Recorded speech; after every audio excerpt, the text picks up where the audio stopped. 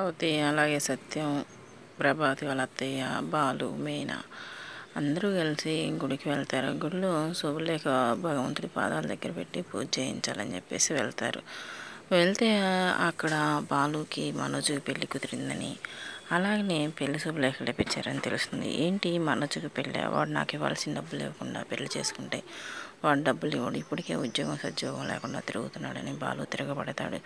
ఏంట్రా నీ మీద వాడి పగ, శుభమ అంటూ వాడు పెళ్లి చేసుకోబోతుంటే వాడి మీద నీ కుట్ర ఏంటి, అసలు నాకు అర్థం కాదు, వాడిని ప్రశాంతంగా బతకనివ్వ, వాడిని అలా ఉండనివ్వ అంటూ ప్రభా గొడవ చేసేస్తుంది. గొడవ చేసేస్తుంటే 30 సంవత్సరాలు నాన్న కష్టార్జితాన్ని 40 లక్షలు ధారపోసాడు.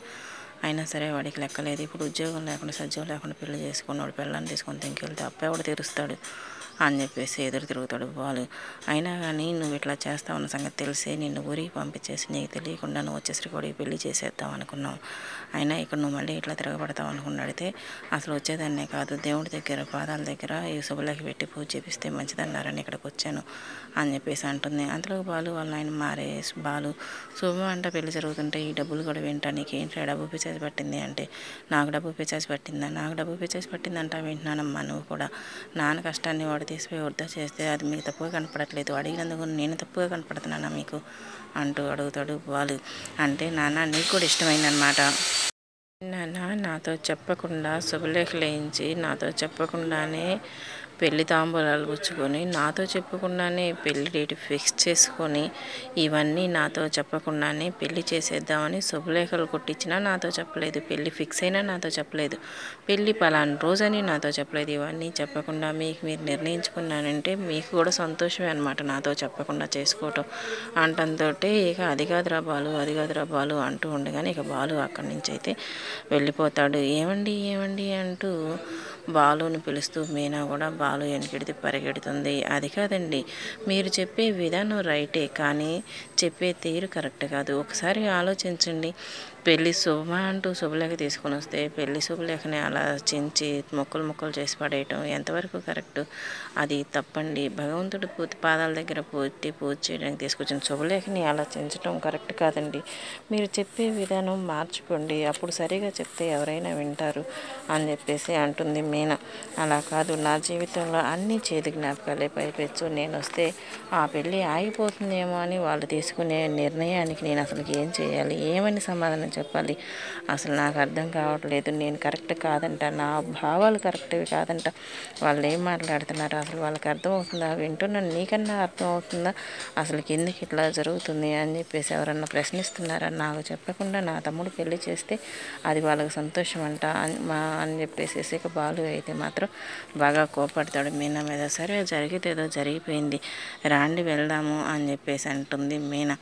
నేను రాను, ఇప్పుడు నువ్వు వెళ్ళు అని చెప్పేసి అంటాడు బాలు. నీకు చెప్తుంటే ఒకసారి అర్థం కాదా, వెళ్ళి ఇక్కడి నుంచి అని చెప్పేసి అంటాడు. అది కాదండి, వాళ్ళందరికీ ఇష్టమయ్యి వాళ్ళందరూ కరెక్ట్గా చేసుకుంటున్నప్పుడు మీకెందుకు మధ్యలో అంటే, నాకెందుక, నా కుటుంబానికి దూరమై ఎవరో పలకరించే వాళ్ళు లేక అనాథలాగా పెరిగే వాళ్ళకి తెలుస్తుంది అది ఎంత నరకంగా ఉంటుందో. నాకెందుకు ఏంటి, నా కుటుంబం గురించి నేను కాకపోతే ఎవరు ఆలోచిస్తారు అంటూ బాలు గొడవ చేస్తాడు మీనాతోటి. సరేనండి, సరే మీ మాటే కరెక్టు, ఇంక రాండి ఇంటికి వెళ్దాం అంటే, నీకు ఒకసారి చెప్తుంటే అర్థం కాదా, నోరు మూసుకొని పదా ఇంటికి అని చెప్పేసి అరుస్తాడు బాలు. అంటంతో సరే అని మీనా వెళ్తూ జారి చెరువులో అయితే పడిపోతుంది. అలా పడిపోగానే ఏమండి అని పిలుస్తూ ఉంటే ఏంటి పిలుస్తుంది అని చెప్పి వెనక్కి తిరిగి చూస్తాడు. చూసేలోగా మీనా నీళ్ళల్లో కొట్టుకుపోతూ కనిపిస్తుంది. మీనా అంటూ మీనా వెనకెడితే పడతాడు బాలు. ఎలా అయితేనే మీనాని తీసుకొని ఒడ్డుకు తీసుకొస్తాడు. ఒడ్డుకు తీసుకొచ్చి మీనా అంటూ కళ్ళల్లో నీళ్ళు వచ్చేటట్టు మరి ఏడుస్తూ ఉంటాడు. అలా ఏడుస్తున్న సమయంలో మీనా చూస్తుంది. కళ్ళు తెరిచి చూడగానే అమ్మయ్య అని చెప్పేసాను మీనాని తీసుకొని బాలు ఇంటికి వెళ్తాడు. ఇంటికి వెళ్ళే లోపల వీడు ఈ నష్టదేవస్తుడు నా కొడుకు పెళ్ళి అవ్వనీడు, వీడు ఎందుకు చేస్తాడు, అసలు వీడు ఉంటేనే నాకు దరిద్రం పట్టుకునేటట్టుంది అంటూ ప్రభావతి నోటికొచ్చినట్టు అత్తగారితో మాట్లాడుతూ ఉంటుంది. అది కాదమ్మా, వాడు చెప్పింది కూడా నిజమే కదా అంటే, ఏంటి నిజం జరిగిపోయిందని పట్టుకొని బతుకులు దాన్ని సాధిస్తూ ఉంటాం, అది నిజమని చెప్పేసి అంటే ఎట్లా కుదురుతుంది అని ప్రభ అయితే వాళ్ళ అత్తయ్య గారి మీద గయ్యం లేస్తూ ఉంటుంది. బాలు అయితే మాత్రం మీనాకి స్పృహ వచ్చాక ఏంటి ఇప్పుడు ఎలా ఉంది అని చెప్పేసి అంటాడు. మీనాకి స్పృహ వచ్చే వరకు మీనా పక్కనే ఉండి చూసుకుంటూ ఉంటాడు. నేనంటే ఇష్టం లేదన్నావు, నేనంటే పనికిరాదన్నావు, నాతో పెళ్ళి నీకు భారం అన్నావు, నేను నీ మెడకు గుదిగొండని అన్నావు. అలాంటప్పుడు నేను కళ్ళు తెరవకపోతే నువ్వెందుకు అలా ఏడుస్తూ నన్ను కాపాడుకోవడానికి ట్రై చేశావు? నేను చూశాను, మీ కళ్ళల్లో నీళ్ళు తిరిగాయి నా కోసం అని చెప్పేసి అంటుంది. మీనా అంటంతో నాకు దగ్గరగా వచ్చిన వాళ్ళందరూ దూరం అయిపోతున్నారు, నాకు ఇప్పుడు దగ్గరగా వచ్చిన ఏకైక వ్యక్తివి నువ్వే, నువ్వు లేనిది నేను బ్రతకలేను మీనా అని చెప్పేసి ఉన్న నిజమైతే బాలు బయటికి చెప్పేస్తాడు. అయితే సూటిగా చూస్తాము, కళ్ళు కలిపి మరీ చూస్తాము. అప్పుడే మనసు నిలిపి ఉన్నట్టు అర్థవంతంగా చూస్తాము. ఉన్నట్టుండి చూపు రంగరు తెగిపోతుంది, శూన్యంలోకి గురిపెడుతుంది. పరధ్యానంగా కనిపించే అదో లోకంలోకి వెడతాము. ఆలోచనలు అలలో మూలై చంచలిస్తున్నప్పుడు కనుపాపలు కూడా స్థిరంగా ఉండవు. సారాంశాన్ని లోపలికి తీసుకుని జీర్ణించుకునేటప్పుడు దృశ్యం నుంచి వికిలించుకుని ఎడం జరుగుతాయి. స్థలం నుంచి, కాలం నుంచి బుద్ధి ఎగువకు జరిగి ధ్యానంలోకి వెడుతుంది. కాసేపు తాత్విక మోడ్లో ఒక నెమరువేత జరుగుతుంది. వర్తమానం మీద సహనానికి అసహనానికి ఒక వాదన ఆవిష్కృతమవుతుంది. ప్రతి ఒక్కరూ ఎప్పుడో ఒకప్పుడు చూపులను ఖాళీ చేస్తారు. జన్మ సార్థకతనో నిరర్థకతనో గానం చేస్తారు. ప్రతి ఒక్కరూ క్షణమో అరక్షణమో తపస్సు చేస్తారు. దృశ్యమాన ప్రపంచాన్ని మనోనేత్రంతో చూసే ప్రయత్నం చేస్తారు. పునరావృత సన్నివేశాల నుంచి కూర్చున్న జ్ఞానం తిరిగి మానవ ఆచరణకు దారి చూపిస్తుంది. ఒక్క జీవితంలోనే ఒక్కరికే తారసపడిన అనుభవాల నుంచి కూడా అనేక సత్యాలు ప్రాసెస్ అవుతాయి.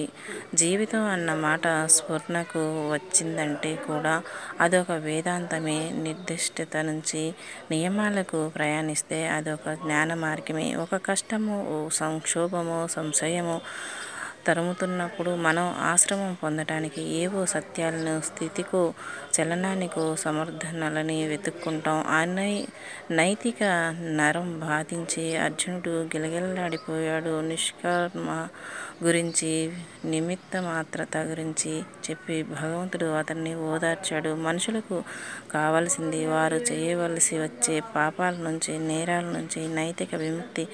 దయనీయమైన ఉనికికి నియతివాద అనివార్యత లేదా న్యాయమే నీతి అయిన సార్థకత జీవనం.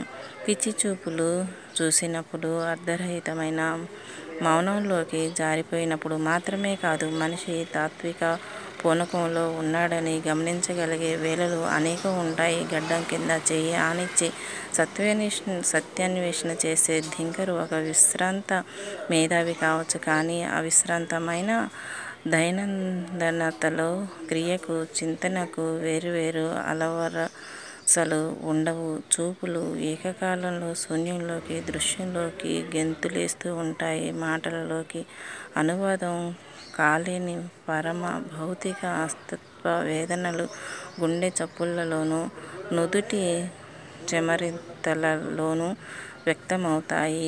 జీవితం మనిషికి అనుక్షణం వ్యాఖ్యాన, వివరణ అవసరం కల్పిస్తూ ఉంటుంది. కొన్ని వ్యాఖ్యానాలు బతుకును విశ్లేషించి మార్చుకోమంటాయి. నిర్దిష్టతలో, తాక్షణికతలో హింస ఉంటుంది, కానీ ఆచరణ భారం ఉండదు. విధించిన అనుభవాలను స్వీకరించటంలో మానవుడి ఎంపికే లేదు. స్థూలత నుంచి సత్యం తెలుస్తుంది, కానీ అది చైతన్య భారాన్ని మోపుతుంది. మరి కుట్టిలో చీకటిలో కూర్చోవటం, అచ్చదనాలను విస్తరించడం, పొంతన లేని ఉద్యోగాలను ప్రదర్శించటం ఎందరెందరో ఋషులు, యోగులు, మౌనులు, మామూలు మానుషులు చేశారు, చేస్తున్నారు. అసంబద్ధమైన, అన్యాయమైన, వికృతమైన ఈ ప్రపంచాన్ని పరిత్యజిస్తూ పరిహసించటానికి, వెలుతురును పంచిపెట్టడం, తెలిసిన సత్యాలను బిగ్గరగా ప్రకటించటం, దయాకరణ సోదరత్వాలను చూపటం కూడా కొందరు సాధన చేస్తున్నారు. కలగన్న లోకాలను చేరుకోవటానికి. మనిషి జీవితం కాళ్ళు నడక సాగినంత దూరం మామూలుగా సాగుతూ ఉంటుంది. కానీ చెప్పులు లేకుండా నడక సాగించటం ఎంత కష్టమో చెప్పులు లేకుండా నడిచేవాడికి మాత్రమే తెలుస్తుంది. న్యాయంగా బ్రతికేవాడికి మాత్రమే న్యాయానికి విలువెంతో తెలుస్తుంది. కానీ అబద్ధపు లోకంలో ఆచరణ పెట్టుకొని అందరి ముందు గొప్పగా లోపట కుళ్ళిపోతూ బ్రతికేవాడికి జీవితం అంతా కూడా ఒక నరకప్రాయంగా ఉంటుంది.